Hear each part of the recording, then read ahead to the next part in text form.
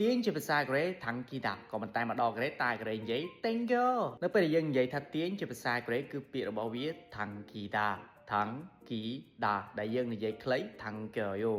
ថាំងក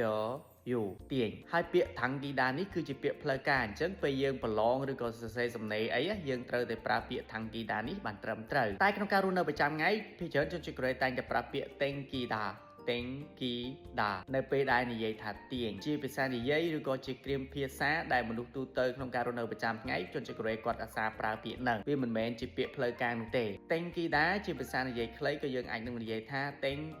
you thank you ពេលខ្លះជនជាតិកូរ៉េគាត់ប្រើយើងថាជុំ thank you បាជុំ thank you បាគឺមានន័យថាទាញបន្តិចមើលហើយពាក្យថាំងគីដាឬក៏ពាក្យ thank you នេះក៏វាមានន័យផ្សេងដែលយើងប្រើនៅពេលផ្សេងទៀតដែរអញ្ចឹងខ្ញុំនឹងចែកម្លែកនៅវីដេអូក្រោយ